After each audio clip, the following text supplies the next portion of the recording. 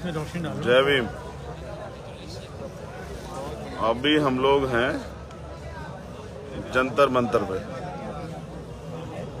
और समय लगभग 7 बज गए हैं। जंतर मंतर पे हम क्यों हैं ये तो पूरे दिन से आपको सोशल मीडिया से पता लग ही गया होगा कि हम लोग जंतर मंतर पे क्यों हैं। एसएससी जीडी के बच्चे जो हैं आंदोलन कर रहे हैं, 11 महीने हो गए। बहनें भी हैं, भाई भी हैं, बहुत सारे नौजवान हैं।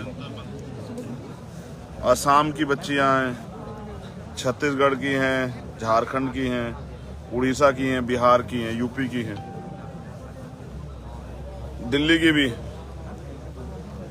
तो मैं देश के किसी भी कोने में जाता हूं,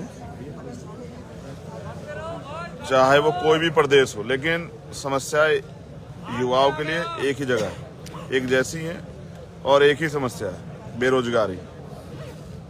और कुछ लोग सही भी कहे, बेरोजगारी मुझे लगता है कि कोई बड़ा मुद्दा नहीं है। अगर नौजवानों के लिए बेरोजगारी बड़ा मुद्दा होता तो वो इस पे लड़ते। अब ये बच्चे 11 महीने से बैठे हैं, सरकार इनको सुनना नहीं चाहती। अब ये अपनी पीड़ा कहें किससे?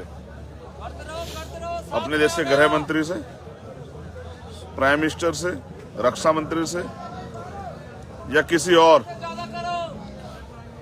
अब ये एक ट्विटर हैशटैग में चला रहे हैं। देखिए, मैं आपको दिखाता हूं मेरे आसपास क्या माहौल है।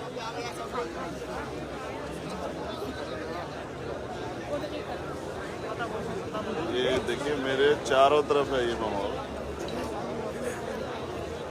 आज मैं जो है कैमरा मैन भी बना हुआ हूं। और हमारे आसपास दिल्ली पुलिस को पहरा दे रही है।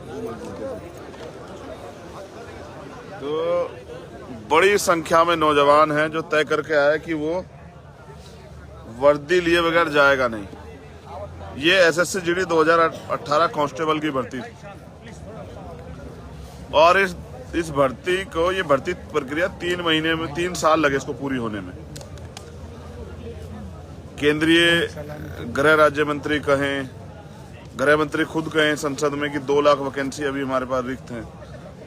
लगभग 54,000 बच्चे जो मेडिकल फिट हैं, यानी कि उन्होंने पहले रिटर्न का एग्जाम पास किया, फिर फिजिकल पास किया और फिर उसके बाद मेडिकल, यानी कि तीनों प्रक्रिया से गुजर के वो पास आउट है। बस जरूरत है उनको नियुक्ति लेटर देने की और उनको ट्रेनिंग सेंटर भेजने की। लेकिन ये सरकार देना नहीं चाहती, इसलिए वो लोग यहाँ लड़ रहे हैं। आज सुबह से हम लोग शामिल हैं, उम्मीद कर रहे हैं कि इनकी मांग पे गवर्नमेंट कोई ठोस कदम उठाए और इनको रोजगार मिले।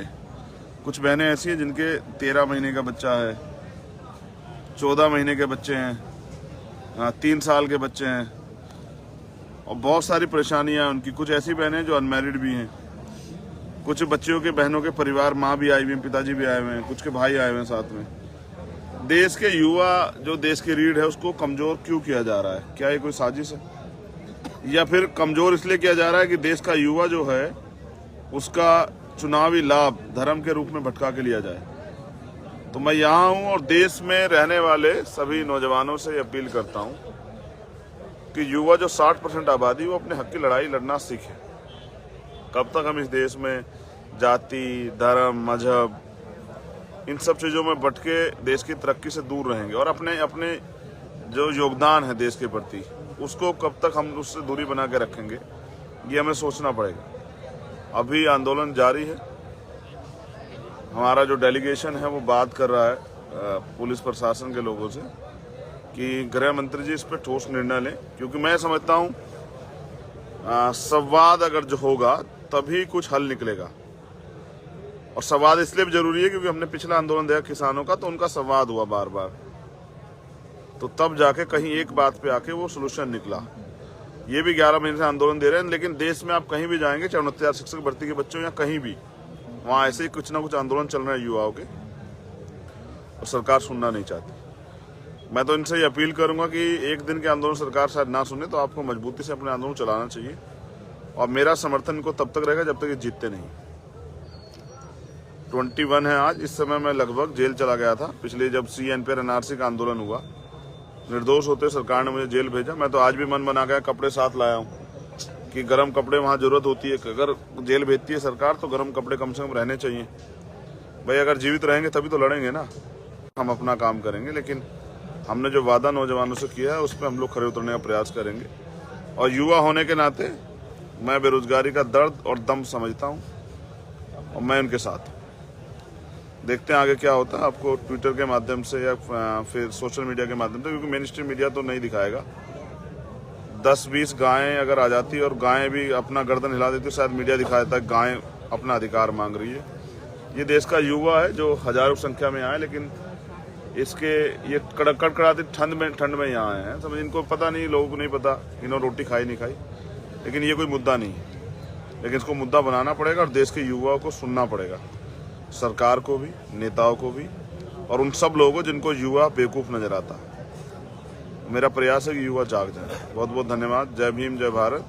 और मैं दिल्ली की टीम का बहुत धन्यवाद देता हूँ। उन्होंने बहुत संघर्ष किया, उन्होंने बड़ी संख्या में लोग जुटाए, और मैं उम्मीद करूँगा आगे भी इस आंदोलन को मदद करवाने में वो अपने समर्थन आंदोलन को मजबूती से चलाएं। तभी आप, इसलिए आंदोलन जीतेगा, तभी आपका मान सम्मान बढ़ेगा। बहुत बहुत धन्यवाद। जय भीम, जय भारत।